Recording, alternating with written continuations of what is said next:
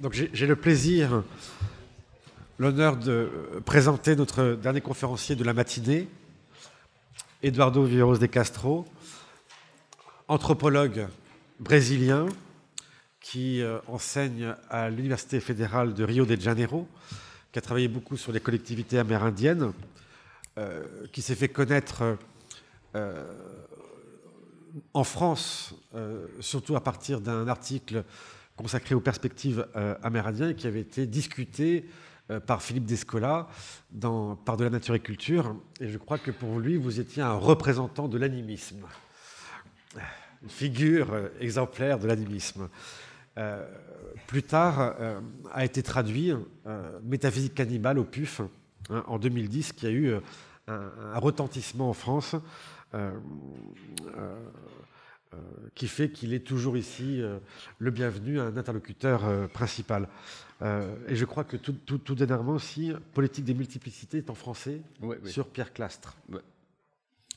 Et donc, je ne me tarde pas de lui laisser la parole avec pour titre « Eschatologisation de l'immanence, l'Amazonie comme terre promise ». Oui, c'est un titre grandiose, mais je vais faire une chose beaucoup plus modeste que ça, j'espère.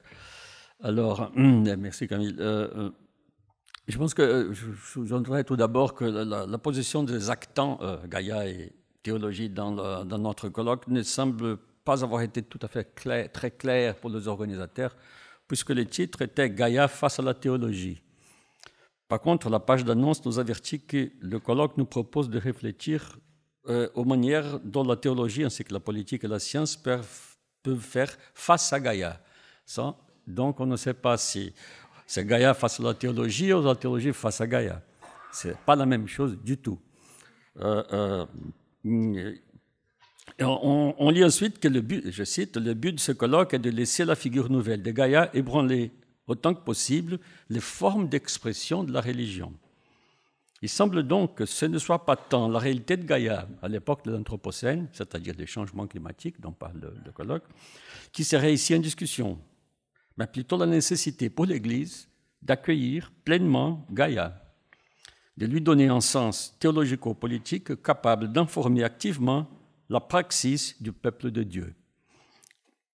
Mais là encore, l'objet du colloque reste quelque peu ambigu. Gaïa nous invitera-t-elle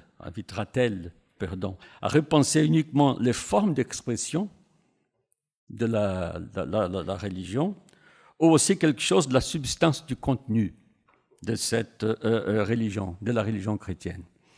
Ce contenu sera-t-il immuable et intouchable, car sa fondation se situe précisément en dehors de Gaïa, au-delà de Gaïa? Question. Dans ce cas, si c'est bien ce cas-là, il s'agirait simplement de trouver une place dans le corpus doctrinal chrétien pour la nouveauté mondaine de Gaïa, disons un accord ou un raccord entre l'eschatologie chrétienne et la collapsologie médiatique. Je pense qu'on peut aller un peu plus loin que ça. Ma contribution à ce colloque prendra la forme de quelques inquiétudes. Je ne suis évidemment pas le premier à exprimer, soit ici, soit ailleurs, suscitées par une lecture agnostique de Laudato Si, faite à partir de mon expérience d'anthropologue qui étudie les cosmologies indigènes d'Amazonie.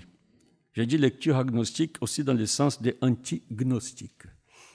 J'ai pu lire récemment les documents finaux du synode sur l'Amazonie, réuni au Vatican en octobre dernier. Un texte d'une grande importance du point de vue des implications de Laudato Si pour l'action de l'Église dans cette immense région, la région qui, en ce qui concerne les changements climatiques d'origine anthropique, est la deuxième région la plus vulnérable sur Terre après l'Arctique, l'Amazonie. L'Amazonie, comme tout le monde le sait, est la plus grande forêt tropicale de la planète, 5,5 millions de kilomètres carrés, c'est-à-dire la moitié de la superficie totale de l'Europe. C'est la terre promise de la bio et la sociodiversité, de la biodiversité et de la sociodiversité, de la vie en état sauvage, c'est-à-dire la vie, je cite Lévi-Strauss, sa définition de la pensée sauvage, la vie en état sauvage, c'est-à-dire la vie non domestiquée en vue d'un rendement. C'est la définition de pensée sauvage pour Lévi-Strauss. J'étends ça à la biologie, la vie biologique et humaine aussi. Une région dont les habitants humains et non humains sont encore très peu connus. L'Amazonie brésilienne, c'est 60% du biome, est au Brésil, est la région de la planète comprenant le plus grand nombre de communautés autochtones classées comme isolées, c'est-à-dire des communautés, des sociétés qui sont encore non capturées ou soumises par un État souverain. L'Amazonie est, encore une fois, comme tout le monde le sait, au bord d'un effondrement écologique catastrophique, résultat de l'extraction illégale de bois, l'orpaillage clandestin, l'implantation de la grande industrie minière transnationale, pétrolière, aurifère, etc., dans la déforestation à grande échelle pour la création de bétail et la plantation de monocultures. Tout cela pour l'exportation, bien entendu, c'est-à-dire c'est vous, les Européens, qui sont à l'autre bout de la chaîne. Vous et les Américains et les Chinois, bien entendu. Les populations indigènes qui vivent aujourd'hui dans le Brésil sont la cible d'une campagne d'extermination culturelle délibérée de la part de l'État national. Extermination écologique, sociale, politique et spirituelle. Une campagne qui n'hésite pas à avoir recours à l'extermination physique.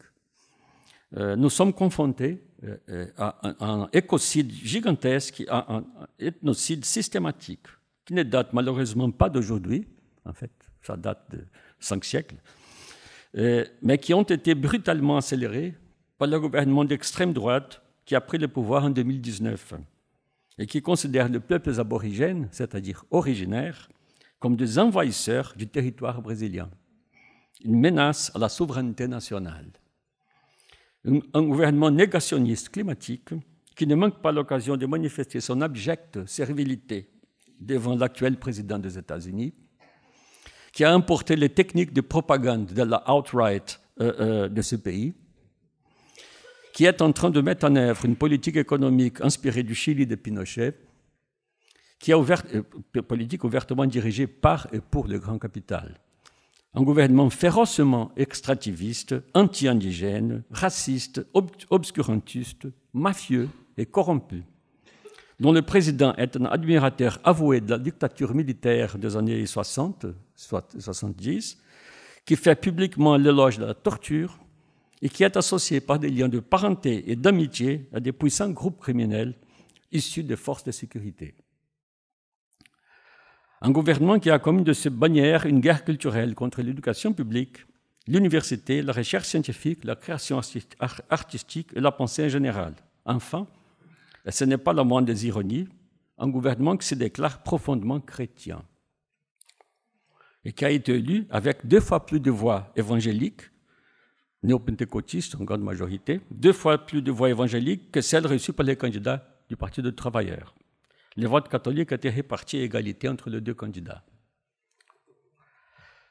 Il y a moins d'une semaine, un missionnaire évangélique a été nommé responsable de la coordination des Indiens isolés de la Fondation nationale des Indiens. C'est-à-dire, son but est de désisoler, évidemment. C'est-à-dire, la conversion intégrale des Indiens au christianisme évangélique est dorénavant politique d'État au Brésil. Une conversion évidemment aux antipodes de la conversion écologique intégrale que prêchent Francisco et les évêques d'Amazonie. Hier, le gouvernement a envoyé à l'Assemblée nationale un projet de loi autorisant l'extraction minérale et pétrolière dans les territoires indigènes, en totale contradiction avec la Constitution fédérale. En un mot, génocide, ethnocide et écocide, les 3 en cours. Et tout ça au nom de Dieu. Alors, je vais parler de la Laudato Si, mais je tiens à préciser que je considère la Laudato Si comme un document révolutionnaire, comparable à l'encyclique Paix sur la Terre de Jean XXIII, de 63, et qui aurait d'ailleurs pu s'appeler la Laudato Si, Paix avec la Terre, puisque dans la mesure où sa prise de position face à la menace climatique est semblable à celle que Jean XXIII prenait face à la menace nucléaire. L'encyclique de Francisco marque sans doute un tournant décisif, à mon avis, dans la doctrine catholique en ce qui concerne les relations entre les humains et leurs conditions matérielles d'existence, en insistant sur le fait que ces conditions, tout autant que les relations interhumaines qu'elles étaient, s'inscrivent dans le réseau total d'interdépendance qui forme le tissu de la vie terrestre, c'est-à-dire Gaïa. Cela dit, je passe à mes questions, ou plutôt à mes inquiétudes géothéologiques face à la Laudato Si, des inquiétudes qui ne sont pas sans ressembler un peu à celles que les pages sur la géophilosophie de Deleuze et Guattari m'ont provoquées. La question principale, d'un point de vue théorique, est de savoir si la distinction tranchée faite par Laudato Si entre l'anthropocentrisme chrétien, pierre angulaire de la doctrine, et ce que l'encyclique condamne comme étant l'anthropocentrisme moderne est une distinction convaincante. Mais surtout, il s'agit de savoir si la distinction est suffisante, si elle suffit pour rendre justice théologique et politique à Gaïa. Donc, il s'agit de savoir si cette distinction est convaincante et si elle est suffisante pour faire justice à Gaïa. Bien évidemment, je n'oublie pas que la tentative de Laudato Si de proposer un compromis, de renouveler un certain compromis entre immanence et transcendance qui est peut-être plus inclusif que celui de la théologie chrétienne traditionnelle, et je ne sais pas ce que j'appelle un compromis plus inclusif, c'est un peu l'idée que l'incarnation, la visagéification de Dieu, ne se contenterait pas d'exceptionnaliser l'humanité, mais sanctifierait toute la vie. C'est un peu ce qu'on pourrait... je me permets d'ailleurs de rappeler ici un passage du Vieux Testament sur la suite de la première grande catastrophe climatique, qui était le déluge, bien entendu. Au Genèse 9, chapitre 9, il dit « Dieu dit encore à Noé et à ses fils avec lui. » Je cite Dieu. « Et moi, je vais établir mon alliance avec vous et avec votre postérité après vous, avec tous les êtres vivants qui sont avec vous. Oiseaux, animaux domestiques et toutes les bêtes de la terre avec vous. Je me souviendrai de l'alliance éternelle qui existe entre Dieu et tous les êtres vivants, de toute chair qui sont sur la terre. » Alors voilà.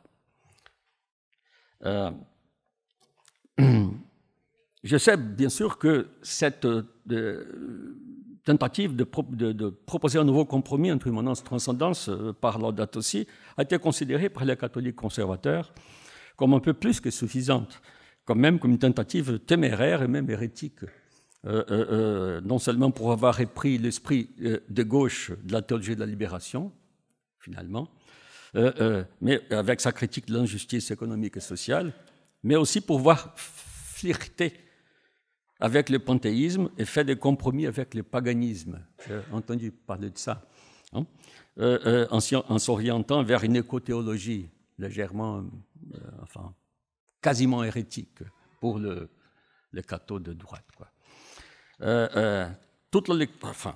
Ceci dit, je vais me concentrer, puisqu'on est tous ici entre des gens qui ne sont pas de cet avis-là, sur ce que je trouve comme les points d'intransigeance théologique de l'encyclique. Et surtout, les deux points qui me semblent les plus importants du point de vue stratégique, disons, plus large, des questions que je qualifierais peut-être de proprement cosmopolitiques de l'encyclique. D'abord, en premier lieu, en ce qui concerne la transcendance et la dimension eschatologique de Laudato Si, je me demande si cet engagement qui prend la Laudato Si est suffisamment solide pour faire face à l'apocalypticisme écocide des mouvements évangéliques qui se sont abattus comme un tsunami sur cette vaste région de la Terre. N'oublions pas que s'il y a une théologie du négationnisme climatique, elle se trouve dans la mouvance néo-pentecôtiste, c'est-à-dire chez des chrétiens. La seule théologie qui est ciblée sur le négationnisme est une théologie chrétienne, celle des néo-pentecôtistes. Les bouddhistes, les islamistes, ces gens ne sont pas en train de faire une théologie de la négation de la catastrophe. En fait, ce n'est même pas une théologie négationniste, c'est plutôt une opposition théologiquement motivée à toute initiative Mouvement, groupe générationnel, catégorie professionnelle au courant d'opinion qui parle de la catastrophe écologique comme de quelque chose qu'il faut combattre. Puisqu'on souhaite, on désire la venue de la catastrophe, on attend la fin du monde, on ne veut pas qu'elle soit retenue par quelques catéchones, comme par exemple les peuples indigènes d'Amazonie. Ces gens qui croient que leur chaman empêche la chute du ciel, c'est-à-dire qu'empêche la montée au ciel des élus.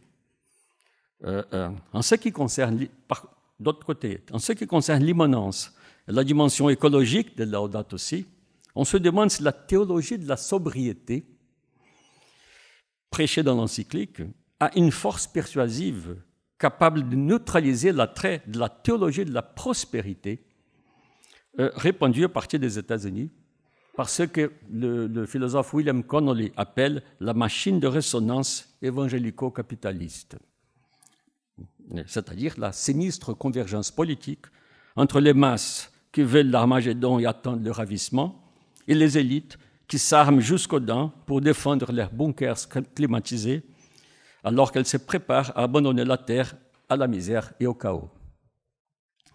Et non seulement la théologie de la prospérité, quand je parle en matière d'immanence, il saute aux yeux que comment le mouvement évangélique s'est montré étonnamment plus efficace que l'Église catholique dans ce qui concerne sa capacité de conversion et de mobilisation, grâce à la continuité sociale, économique, psychologique qu'il a su établir entre les moments sacrés et profanes de la vie des fidèles.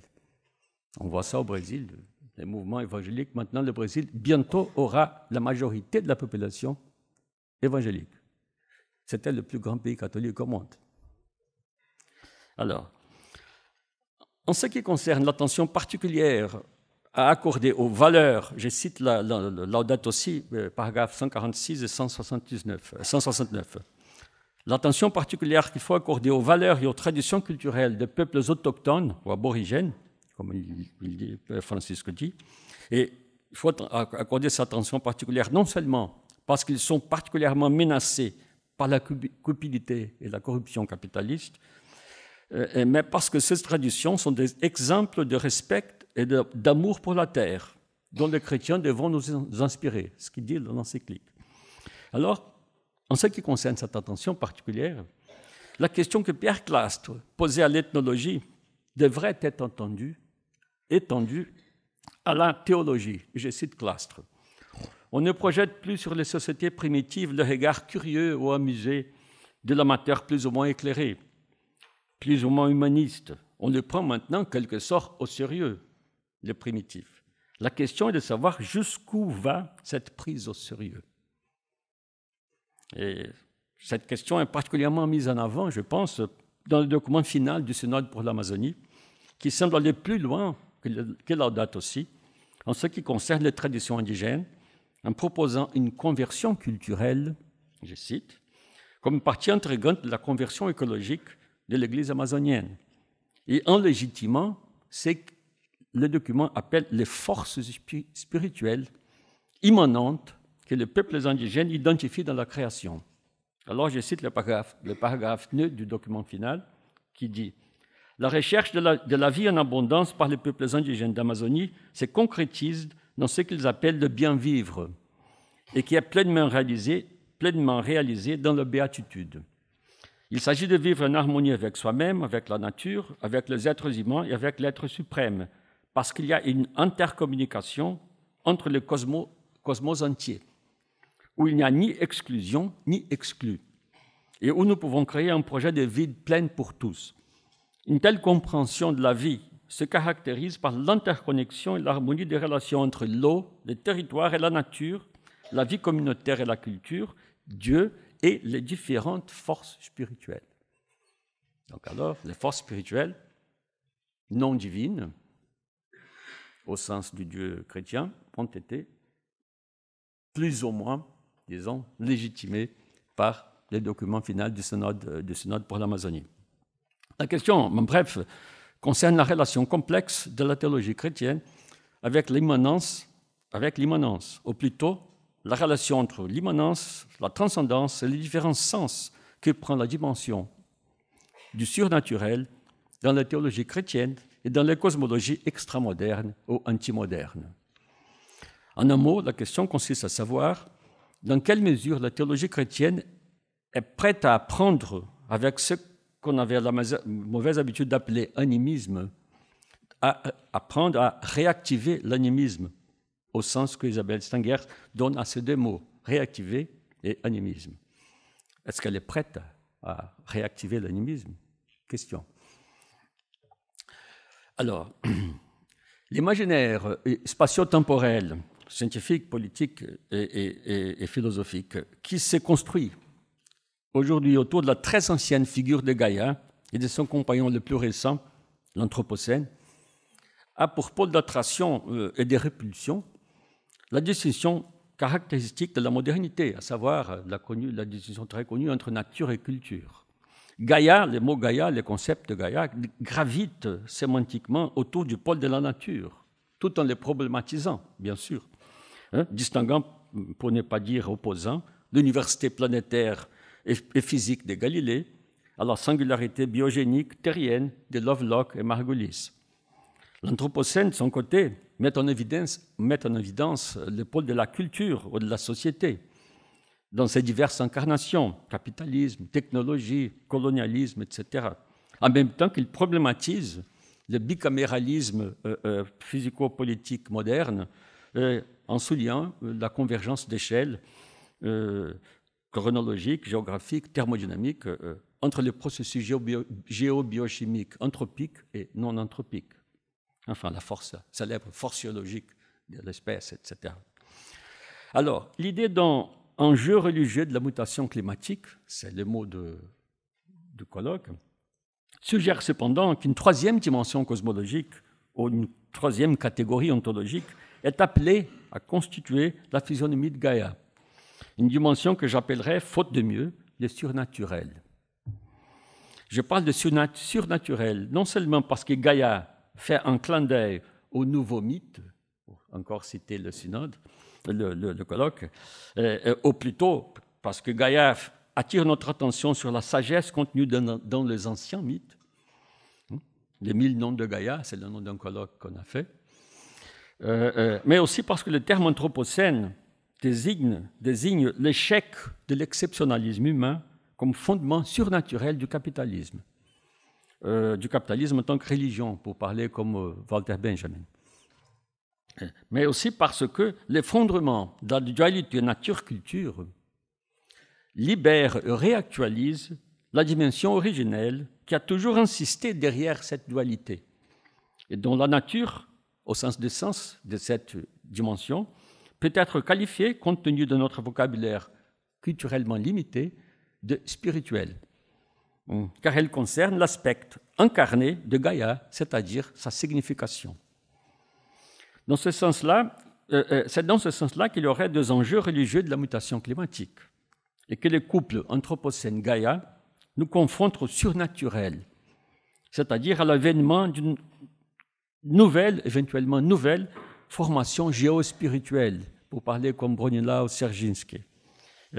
Peut-être même à la promesse de ce qu'il appelle une deuxième ère axiale. Vous savez, l'ère axiale de Jaspers et tout. Ou comme le suggère Bruno Latour, qui nous confronte à un choix entre différentes terres possibles. Le différent sens du mot terre, Gaïa n'étant que le nom d'une d'entre elles, d'une des terres possibles. La dimension surnaturelle ou spirituelle qui émerge dans l'horizon de Gaïa peut être conçue au moins de deux façons. Dans la Vulgate théocosmologique chrétienne, cette dimension constitue un troisième pôle transcendant, le royaume de Dieu, qui englobe de façon absolue la dualité nature-culture. Mais l'englobe de manière asymétrique, puisque l'être humain, l'être de la culture, possède une valeur particulière, je cite encyclique, une dignité éminente, une dignité unique et même une dignité infinie, l'être humain. Ici, l'encyclique reste très fidèle à l'orthodoxie, qui affirme dans le catéchisme de l'Église chrétienne la hiérarchie des créatures et la condition de l'homme comme sommet de la création. Ça, c'est dans le catéchisme. Dans le monde extramoderne, par contre, dans le monde extra-axio, si vous voulez, la dimension spirituelle tendent à être pensées comme immanence de la nature dans la culture et vice-versa. C'est-à-dire, en d'autres termes, la surnaturalité et les modes d'existence de la culture pensée sub specie naturam, c'est-à-dire sous l'aspect de la nature, ou immanence magique, et de la nature pensée sous l'aspect de la culture, immanence animiste, dans ce sens-là. Donc, c'est une alternative entre deux façons de concevoir les dimensions surnaturelles, soit comme troisième dimension transcendante, soit comme immanence de la nature dans la culture et vice-versa. Cette alternative est tout sauf indifférente. La distinction entre un surnaturel conçu comme une transcendance hiérarchique substantielle, c'est-à-dire l'affirmation du statut exceptionnel de l'être humain au sein de la création, ou, contrairement, comme une immanence horizontale, la condition humaine comme état basal et version originelle de tous les existants, condition originelle commune de tous les existants, indique des limites qui me semblent difficiles à franchir pour une réception intégrale de Gaïa par la théologie chrétienne, même dans la version écologisée de Laudato Si. La spectrologie chrétienne, même qui exige l'extension eschatologique de toute animalité de l'humain et qui refuse catégoriquement la condition d'être personnel, c'est le terme de Francisco, à tout vivant non humain, n'offre aucune issue évidente, à mon avis, ni métaphysique ni politique, à la situation nommée anthropocène. C'est-à-dire l'exigence d'extension de toute animalité dans l'humain, l'extension eschatologique. Dans le royaume de Dieu, de la scatologie chrétienne classique, on sait que c'est la scatologie classique, toute la biodiversité aurait été anéantie, car celle de corps impassibles, subtils et agiles des humains ressuscités, ils prendront place du côté des anges et devant Dieu. Selon la hiérarchie ascendante très classique de Veritas, Humanitas, Divinitas. Les dogmes de la résurrection de la chair, pierre angulaire de l'Église, alors je cite un philosophe, Fabien Ledouigne, je cite, le dogme de la résurrection de la chair, pierre angulaire de l'Église, ne signifie pas la restauration de la condition adamique originale, mais son dépassement sous forme angélique. Ces philosophes sur lesquels je me base caractérisent l'eschatologie chrétienne comme un projet théologico-politique de reconstruction d'un homme angélique, c'est-à-dire purement humain, libéré de l'animalité qu'Adam le Heureux porte en commun avec le reste des vivants. Alors, comme dit Ledouigne, en vérité, l'homme est l'être qui a réussi à vaincre l'animal. On sait bien ce qu'Agamben a fait avec ça. Ledouigne y voit la présence d'une tendance gnostique dans le christianisme, d'une influence gnostique dans le christianisme, suggérant en outre la continuité de cette anthropologie angélique ou angélomorphe dans les courants singularitants contemporains, c'est-à-dire la religion technopolitique originaire de la Silicon Valley, qui promet de libérer l'espèce humaine de sa plateforme organique et animale et d'immortaliser l'humain dans le nuage informatique. Ou dans les versions plus modestes, qui promet de libérer l'humanité de sa prison planétaire en état d'effondrement environnemental et de s'en aller coloniser les espaces infinis. Peut-être qu'il y a une affinité métaphysique, je me demande, entre l'angélologie et le colonialisme. Peut-être. Alors, je n'ai pas choisi d'exprimer mes préoccupations, mes inquiétudes, en termes d'un contraste entre les notions de transcendance et d'immanence par simple désir des philosophies à l'ancienne. En plus, en écoutant Émilie hier, je me suis rappelé que l'opposition entre immanence et transcendance est aussi une opposition marquée du point de vue du genre. L'immanence est toujours féminine, la transcendance est toujours masculine. Freud le disait déjà, la maternité est l'immanence pure, la paternité, c'est la transcendance. Et donc, c'est une conquête spirituelle de l'humanité de reconnaître la paternité. Alors là, je pense que... Alors, c'est pas... J'ai exprimé mes préoccupations en ces termes-là parce que le mot immanence ou immanent, l'adjectif, n'est utilisé qu'une seule fois dans l'encyclique et au sens péjoratif, négatif, tandis que le mot transcendance est utilisé abondamment. Donc, au paragraphe 81 de la date aussi, le sens transcendentaliste en dernière instance de l'anthropologie chrétienne est clairement énoncé. Francisco écrit, je cite, « Bien que l'être humain suppose aussi des processus évolutifs, il implique une nouveauté qui n'est pas complètement explicable par l'évolution d'autres systèmes ouverts. Chacun de nous a en soi une identité personnelle, capable d'entrer en dialogue avec les autres, avec Dieu lui-même.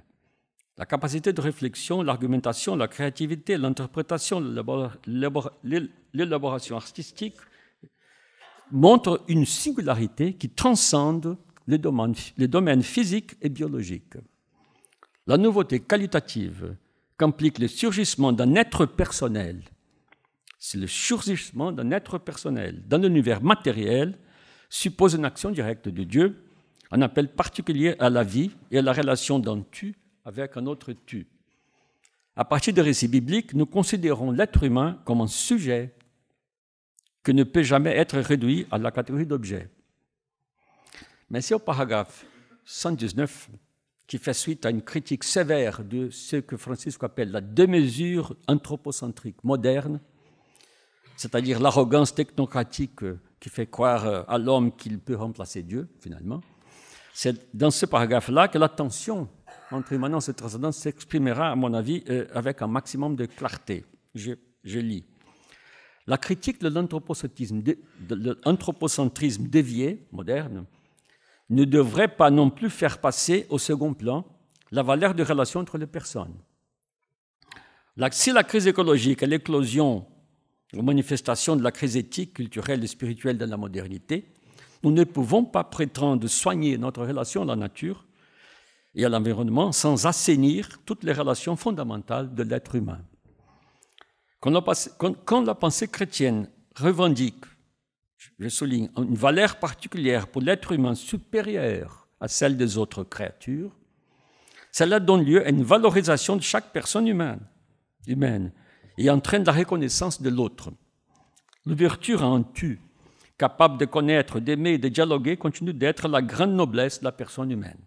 C'est pourquoi, pour une relation convenable avec le monde créé, il n'est pas nécessaire d'affaiblir la dimension sociale de l'être humain, ni sa dimension transcendante, son ouverture au tu divin. En effet, on ne peut pas envisager une relation avec l'environnement isolée de la relation avec les autres personnes, humaines bien entendu, et Dieu. Ce serait un individualisme romantique de le faire, déguisé en beauté écologique et un enfermement asphyxiant dans l'immanence. Alors, c'est là évidemment que je m'arrête et je dis, bon, je trouve ce raisonnement irrécevable. Le raisonnement irrécevable. Bien sûr que je sais très bien que dans ce paragraphe, Francisco veut marquer ici l'indissociabilité entre justice sociale et justice environnementale et prévenir contre une sorte d'écologisme des nantis ou une sorte de misanthropisme nihiliste. Mais je ne pense pas qu'un refus de toute forme d'anthropocentrisme, soit-il chrétien ou moderne, nous mette en danger de faire passer la dimension sociale de l'être humain au second plan. Je ne vois pas quel est le rapport entre ces deux choses. C'est un non sequitur, à mon avis. D'autant plus qu'on sait, bien au contraire, d'autant plus qu'on sait que l'individualisme, soit-il critiqué dans ce paragraphe, soit-il romantique ou possessif, est une valeur cardinale que la sociologie et l'anthropologie historique ont souvent associée à l'universalisme chrétien, l'individualisme. Et que l'accent mis sur l'identité personnelle, c'est-à-dire conçu comme antériorité du sujet en tête-à-tête avec Dieu, le tu, a souvent été associé à un affaiblissement des relations sociales et communautaires. Je ne vais pas citer Luc 14, 26, parce que ça serait quand même injuste, en fait. Je ne pense pas non plus qu'il soit nécessaire de lier la dimension sociale de l'être humain à cette dimension transcendante. Surtout quand cette dernière, la dimension transcendante, est jalousement revendiquée comme une valeur particulière supérieure à celle des autres créatures. puisque la socialité est la condition immanente et éminente de toute la vie de Gaïa. Donc, nous ne sommes pas le possesseur exclusif, maître et possesseur exclusif de la société, non plus, ni de la nature, ni de la société. Mais tout se passe comme si, alors je cite un mot de Francisco qui n'est pas dans l'encyclique, mais tout se passe comme si la distance infinie entre la nature et le Créateur était beaucoup plus infinie pour les créatures non humaines que pour les humains. Donc on a comme s'il s'agissait de deux infinis à la Cantor, quoi. L'infini entre les humains et Dieu et l'infini entre les non-humains et Dieu. La mention insistante de la valeur supérieure à la valeur supérieure de l'être humain par rapport aux autres créatures m'a rappelé un passage célèbre de la Théodicée de Leibniz, que je vais citer. Et j'aime beaucoup ce passage. Chaque perfection ou imperfection dans la créature a son prix, mais il y en a point qui a un prix infini. Il est sûr que Dieu fait plus cas d'un homme que d'un lion. Cependant, je ne sais si l'on peut assurer que Dieu préfère un seul homme à toute l'espèce des lions, à tous égards. Mais quand cela serait, il ne s'ensuivrait point que l'intérêt d'un certain nombre d'hommes prévalut à la considération d'un désordre général répandu dans un nombre infini de créatures. Cette opinion serait un reste de l'ancienne maxime assez décriée que tout est fait uniquement pour l'homme. Alors, par analogie, on pourrait, disons, dire, en paraphrasant Leibniz, dire que Dieu fait plus de cas de l'espèce humaine que de toute autre espèce en particulier. Cependant, je ne sais pas si l'on peut assurer que Dieu préfère la seule espèce humaine à toutes les autres espèces prises collectivement, à tous égards. Mais quand cela serait, qu'est-ce que sa sixième grande extension, sinon le désordre général répandu dans un nombre infini de créatures? Alors, sous ce désordre-là, nous savons que l'Anthropocène n'est pas un acte d'espèce et que la destruction des conditions d'existence d'innombrables espèces vivantes n'est pas le fait de tous les êtres humains. Mais il reste que toutes les chaînes causales qui mènent à la destruction de la vie terrestre peuvent être retracées jusqu'à des actions humaines. Comme dit ma collègue Juliana Fausto, brésilienne, ce ne sont pas tous les humains, mais tous sont des humains. Alors, Andreas Malm et Alf Rodenborg, qui sont partisans du nom capitalocène de sociologues suédois, anthropologues suédois, qui sont partisans du nom capitalocène pour notre temps de catastrophe, ont soutenu peut-être avec une intention ironique, ils ont écrit que le concept d'anthropocène n'aurait de sens que du point de vue des ours polaires. Mais c'est justement la raison pour laquelle je défends ce concept. Parce que pour les humains, le temps de catastrophe peut être appelé avec justice capitalocène, sans doute. Mais pour les abeilles, pour les ours polaires et pour les koalas, il est bel et bien l'anthropocène. Le concept d'anthropocène implique, à mon avis, que le point de vue correct pour appréhender le collapse environnemental en cours est celui des vivants non humains. Le concept d'anthropocène nous fait considérer l'espèce humaine comme vue de l'extérieur, ce qui est la seule perspective où elle gagne en cohérence pragmatique, sinon théologique, pragmatique. Ce qui nous renvoie à un mot de Chakrabarty, c'est ce qu'il appelle une histoire universelle négative. Dans ce cas-là, négativité à laquelle la sixième grande extension confère une sinistre positivité.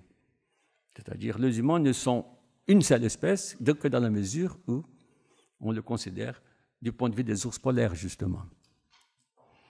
En bref, la théologie de Laudato Si suppose une équivalence, voire une identité, entre la spécificité relative ou réflexive de l'être humain et une exceptionnalité substantielle et absolue. Ce n'est pas du tout la même chose, la spécificité et l'exceptionnalité. Toute exception est une extériorité face à une norme déterminée. C'est une exemption de responsabilité dans le domaine défini par cette norme. C'est une sorte d'infinitude privée et exclusive. Or, il me semble qu'il n'est pas légitime du parti du constat, qui n'a rien de particulièrement chrétien, d'un caractère spécial de l'être humain pour lui-même, pour arriver à l'affirmation de ce caractère exceptionnel devant les autres êtres. Ce n'est pas légitime du passer du spécial à l'exceptionnel. C'est précisément cette prétention d'exceptionnalité spirituelle qui est refusée par les religions immanentistes ou animistes extramodernes. Et c'est cette revendication sécularisée dans l'exceptionnalité ontologique moderne, peut-être dans le même sens que la philosophie politique moderne a été dite la sécularisation de la théologie par Voegelin et tout ça. C'est peut-être cette revendication d'exceptionnalité qui, tout compte fait, est le présupposé central de l'irresponsabilité cosmique de la civilisation technocapitaliste moderne. Pour dire bref, pas de démesure anthropocentrique moderne sans un anthropocentrisme théologique préalable. Alors, la relation entre la non-exceptionnalité de l'espèce humaine et les soins de la Terre devient claire dans un passage d'un livre que tout le monde ici a entendu parler, j'imagine, La chute du ciel, du pensier Yanomami David Kopenawa. C'est un livre étonnant qui, entre autres, c'était un discours prophétique sur le péché écologique des Blancs. Le péché écologique, c'est un concept qui le document du synode condamne. D'ailleurs, ça a été formulé à l'origine par l'Église orthodoxe, chrétienne, catholique orthodoxe. Péché écologique ou péché envers la création. Ces discours de David Kopenawa indiquent une voie que l'on pourrait appeler justement eschatologisation de l'immanence, par opposition à la célèbre immanentisation de l'eschaton de Voegelin. L'idée, c'est-à-dire, une idée que je suppose qui est évidemment non chrétienne du tout, que Gaïa est le royaume, que l'écologie est directement, immédiatement, immanquablement eschatologique. C'est ce que la cosmologie est Voilà ce que ces cosmologies comme celle de David Kopenawa ont à dire à propos de toute aspiration à une écologie intégrale. C'est le concept de Francisco, l'écologie intégrale. Je cite alors le passage de David Kopenawa. Omama, qui est le démiurge créateur de Zianomi, a été depuis le premier temps le centre de ce que les Blancs appellent écologie. Bien avant que ces paroles n'existent chez eux et qu'ils se mettent à en parler autant, elles étaient déjà en nous, sans que nous le nommions de la même manière. C'est-à-dire, c'est nous qui avions les sémences du verbe écologique. Non ? Ces paroles étaient déjà en nous. Depuis toujours, elles étaient pour les chamans des paroles venues des esprits pour défendre la forêt. Dans la forêt, c'est nous, les humains, qui sommes l'écologie. Mais ce sont, tout autant que nous, les arbres, les rivières, les poissons, le ciel, la pluie, le vent et le soleil. Tout autant que nous. C'est tout qui est venu à l'existence dans la forêt, loin des Blancs. Tout ce qui n'est pas encore entouré de clôtures. Les chapiris, les esprits, défendent la forêt depuis qu'elle existe. C'est parce qu'ils le possèdent à leur côté que nos anciens ne l'ont jamais dévastée, la forêt. Les Blancs qui autrefois ignoraient toutes ces choses commencent aujourd'hui à les entendre. Ils ont peut-être les semences du verbe écologique. Ils se disent maintenant gens de l'écologie, car ils sont inquiets de voir la terre devenir de plus en plus chaude. Alors voilà, 2 remarques ici pour finir. La première concerne la dimension spatiale de Gaïa, la dimension spatiale que Gaïa introduit dans le discours scatologique chrétien, à mon avis. Un discours qui a toujours été axé très unilatéralement sur le temps. Dans un livre récent, les théologiens luthériens, presque catholiques, le théologien luthérien Victor Vestel, c'est un Brésilien d'origine allemande qui enseigne aux États-Unis, dans un livre magnifique qui s'appelle Eschatologie et espace. Il défend l'idée que le concept d'eschatos, les choses dernières, a une signification à la fois spatiale et temporelle. Eschatos, ça veut dire la limite, la frontière, la clôture, à la fois dans le temps et dans l'espace. Rappelez-vous le mot de tout ce qui n'est pas encore entouré de clôture du passage de Kopenawa. Vestel cite plusieurs déclarations de grands théologiens protestants où le temps est défini comme la dimension chrétienne par excellence et l'espace étant la chose des païens. C'est très intéressant cette idée, que l'espace est païen et le temps est chrétien. Bon, c'est bien. Alors il cite Paul Tillich ici. Il dit, Paul Tillich, certainement l'un des grands théologiens du siècle dernier, est très sensible aux questions et aux valeurs culturelles, est allé jusqu'à affirmer que le christianisme a fait triompher le temps sur l'espace. Il identifie le paganisme à l'élévation d'un espace spécial à la valeur et à la dignité ultime. Sur un ton d'admonestation inhabituel, il appelle au martyre au nom de la victoire éternelle dans la lutte entre le temps et l'espace, qui reviendra visible comme la victoire du temps de Dieu, du temps et du Dieu unique, qu'est le Seigneur de l'histoire. Ce discours d'un théologien philosophe est même compréhensible, dit Vestel à propos de Tillich, pour quelqu'un qui a dû quitter son pays d'origine sous la politique nazie. La politique nazie du Blutenboden, du sang et du sol. Mais ce langage d'opposition qu'il utilise empêche le lecteur de se rendre compte qu'un abus n'empêche pas un us. C'est-à-dire... Et Vestel de se demander, la séparation entre nature et espèce, nature, espace, fait d'un côté, et histoire, temps, signification de l'autre, est-elle propre au cœur de l'histoire chrétienne? Ou bien cette séparation peut-elle être conçue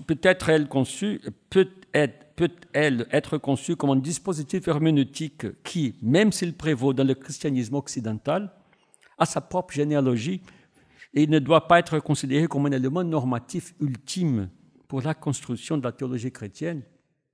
Est-ce qu'il faut effectivement se débarrasser de l'espace pour être chrétien? La question a une dimension d'urgence parce que Vestel, il pense son ministère à partir de son expérience avec les paysans sans terre du Brésil. Il commence son livre fait avec une anecdote qu'il faut vraiment raconter parce que c'est très important. Il dit « La théologie a pris du retard par rapport à d'autres domaines en ce qui concerne l'importance de traiter des questions de géographie et d'espace. » qu'il faut quand même penser. Travaillant au sein d'une commission pastorale œcuménique sur la terre, lui, après avoir terminé un doctorat, je n'étais pas préparé à trouver des ressources dans la littérature théologique. Un dimanche, un frère capucin et moi-même, nous dirigions un service dans un campement de paysans sans terre dans le sud-ouest du Brésil. Une trentaine de familles vivaient dans des tentes en plastique noires sous le soleil brûlant. L'endroit se trouvait dans une bande de terre de 20 mètres de large maximum, à côté d'une autoroute reliant le Brésil au Paraguay, flanquée de l'autre côté de la clôture d'une méga ferme. Parmi les textes bibliques pour les services figurait le psaume 24, qu'il cite. La terre est à l'Éternel et à tout ce qui s'y trouve, le monde et ceux qui y vivent. L'un des paysans qui avait perdu sa parcelle de terre familiale à cause des politiques agraires, adoptées par les régimes militaires, me dit à haute voix, « Si la terre est à Dieu, comment se fait-il que je ne vois que des clôtures ?» Alors Vestel de dire, à l'exception des études d'architecture ecclésiastique, la théologie ne m'avait pas permis de penser à ça, à l'espace. Alors, la deuxième ultime, finale réponse, observation, concerne la réponse indigène, la réponse entre guillemets indigène à l'anthropocentrisme occidental. Une réponse que j'ai appelée, non sans recevoir plusieurs critiques, anthropomorphisme par opposition à anthropocentrisme. C'est-à-dire, cette réponse, tout ce que j'appelle l'anthropomorphisme, c'est l'extension virtuelle de la catégorie d'humanité à tout ce qui existe.